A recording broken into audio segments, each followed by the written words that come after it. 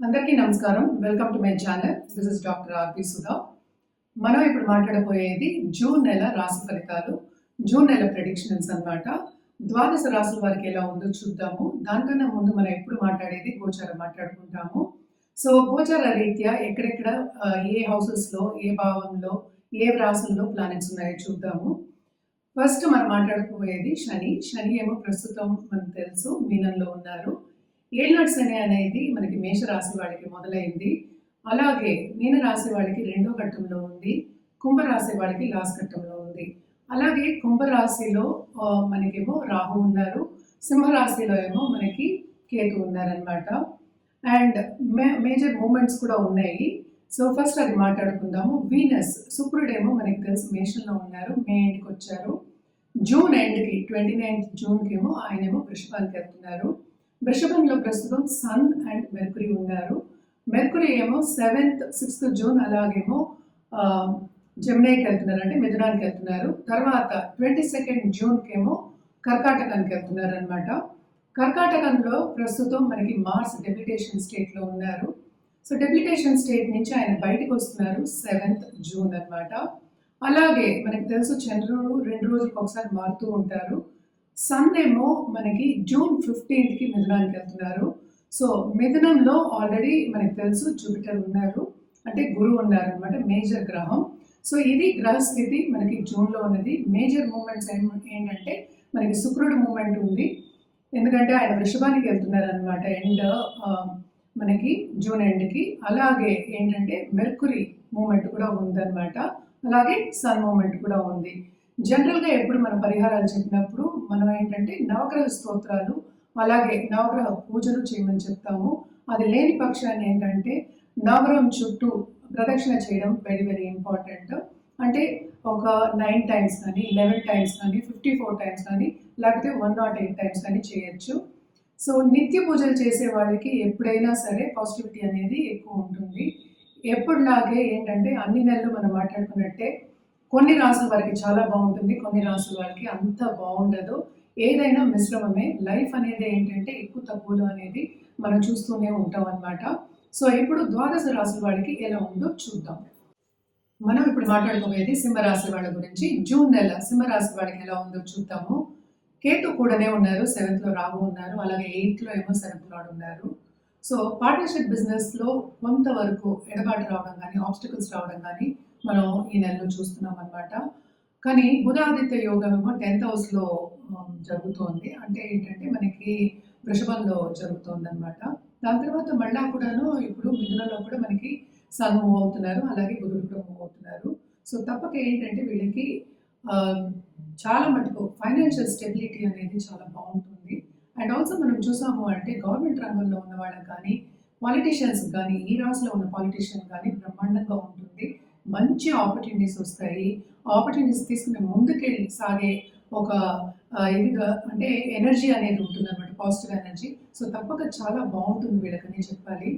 And also మనం చూసాము అంటే వీనస్ కూడా ఇప్పటికీ 9th హౌస్లో ఉన్నారు. అది కూడా ఒక మంచి సంచారమే. 12th మార్సే కొంతవరకు అంత మంచి సంచారం కాదు స్టార్టింగ్ ఆఫ్ ద మంత్, కానీ ఆయన కూడా దిగుతున్నారు కనుక 7th జూన్కి కిందకి దిగుతున్నారు, అంటే సింహానికి దిగుతున్నారు కనుక ఇంకా బాగుంటుంది. వీళ్ళకి భాగ్యం అనేది డెవలప్ అవుతుంది. వీళ్ళ కెరియర్ పాత్లో తప్పక ఇంకా ఉన్నత స్థాయికి వెళ్ళే ఛాన్సెస్ ఉంటాయి. ప్రమోషన్స్ వచ్చే ఛాన్సెస్ ఉంటాయి. అలాగే రాబడి వచ్చే ఛాన్సెస్ ఎక్కువ కనిపిస్తున్నాయి. సడన్గా డబ్బు వచ్చే సూచనలు కూడా కనిపిస్తున్నాయి అన్నమాట. అలాగే మనం చూసాము అంటే 11th జూపిటర్ సంచారం జరుగుతోంది. ఇది కూడా మంచి సంచారమే. ఏది చేసినా వీళ్ళకి లాభాలు చేకూరుతాయి అన్నమాట. తప్పక బిజినెస్ పీపుల్కి బ్రహ్మాండంగా ఉంటుందనే చెప్పాలి. ఎస్పెషలీ ఫారిన్ టచ్ ఉన్న వాళ్ళకి, ఫారినర్స్తో ఎవరైనా బిజినెస్ చేసిన వాళ్ళకి, అలాగే ఏంటంటే కొత్తగా బిజినెస్ స్టార్ట్ చేసిన వాళ్ళకి, కొత్త బిజినెస్ ఆన్లైన్ బిజినెస్ స్టార్ట్ చేసిన వాళ్ళకి చాలా బాగుంటుంది. అండ్ ఆల్సో కమ్యూనికేషన్ రంగంలో ఉన్న వాళ్ళకి కానీ లేకపోతే ఆర్ట్ రంగంలో ఉన్న వాళ్ళకి, ఎస్పెషలీ ఎక్కువ రావు మనకి చెప్పేది ఎప్పుడైనా కమ్యూనికేషన్ రంగమే. ఈ 2 రంగాల్లో ఉన్న వాళ్ళందరికీ, అంటే యూట్యూబ్ రంగం కానీ టీవీ రంగంలో ఉన్న వాళ్ళకి కానీ తప్పక మంచి పాత్రలు రావడం కానీ మంచి ఆపర్చునిటీస్ రావడం కానీ అలా రాబడి రావడం కానీ దాని మూలాన్ని మంచి పని రావడం, దాని మూలాన్ని ఏంటంటే సాటిస్ఫాక్షన్ రావడం అనేది ఈ మంత్ తప్పక జరుగుతుంది. కొంతవరకు శ్రమ రాసి పెట్టుంది, అష్టపక్ష అని ఉంది కనుక. సో తప్పక ఇవన్నీ చూసినప్పటికీ కూడా ఎక్కువ ప్లసెసే ఉన్నాయి. సో సింహరాశి వాళ్ళకి చాలా బాగుంటుందని చెప్పాలి.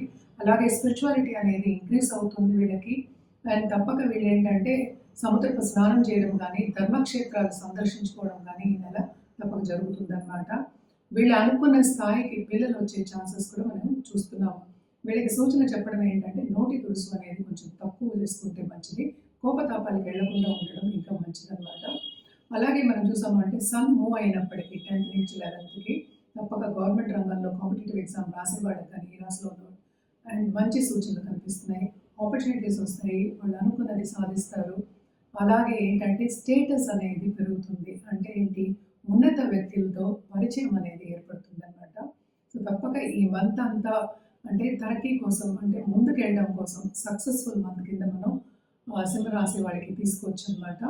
అండ్ ఆల్సో ఏంటంటే మంచి యోగాలు కూడా ఉన్నాయి కనుక తప్పక రాబడి అనేది కూడా ఎక్కువ వస్తుంది. ఎస్పెషలీ మనం చెప్పినట్టు పాలిటీషియన్స్కి, అలాగే ఏంటంటే ఆన్లైన్ బిజినెస్ చేసే వాళ్ళకి కానీ, క్రయ విక్రయాలు చేసే వాళ్ళకి కానీ తప్పక చాలా బాగుంటుంది.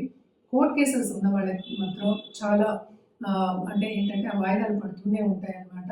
కొంచెం జాగ్రత్తగా చూసుకోండి. ఎక్కువ మనం ఏంటంటే యాంగ్జైటీ, ప్రెషర్ అనేది పెట్టుకోకుండా ఉండడం మంచిది. హెల్త్ చూసుకోవడం అనేది ఎక్స్ట్రీమ్లీ ఇంపార్టెంట్. దాంపత్య జీవితంలో కూడా కొంతవరకు అనుకూల పరిస్థితి అనేది నెలకొంటుంది. కొంచెం బెటర్ అవుతుంది ప్రీవియస్ మంత్స్ కింద. సో ఈ మంత్ అంతా ఒక ఎంజాయబుల్ మంత్ కింద తీసుకోవాలి అండ్ సక్సెస్ వైపు నడిచే ఒక మంత్ కింద తీసుకోవాలన్నమాట ఎవరికి, సింహరాశి వాళ్ళకి. మనం పరిహారాల విషయానికి వస్తే కనుక తప్పక సండే ఆదిత్య ఉదయం చదువుకోవడం చాలా మంచిదన్నమాట. అలాగే సన్ గాడ్కి అర్ఘ్యం ఇవ్వడం కూడా చాలా మంచిది. ఇవన్నీ చేసుకున్నప్పటికీ మీకు ఇంకా బాగుంటుంది. మనం ఇప్పుడు మాట్లాడుకోబోయేది వృశ్చిక రాశి వాళ్ళ గురించి. వృశ్చిక రాశి వాళ్ళకి జూన్ నెల ఎలా ఉందో చూద్దాము.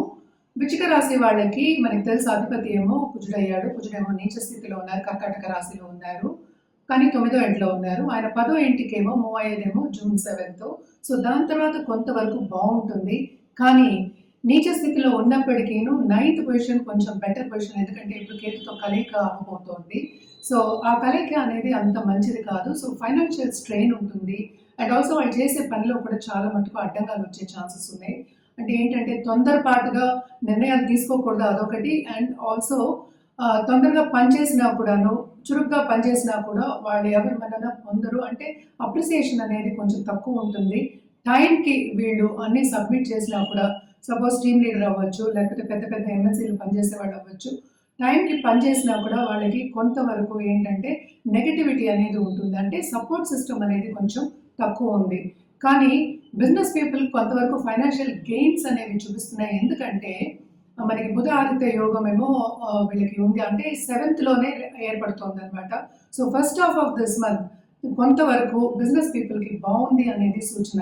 కానీ లోన్స్ తీసుకోవచ్చిన పరిస్థితి వస్తుంది. ఎందుకంటే మనం చూసామంటే 12th లార్డ్ ఏమో 6th పడ్డాడు. అంటే ఏంటి, మనకి వీనస్ 7th లార్డ్ కూడా 6th పడి ఉన్నాడు అనమాట.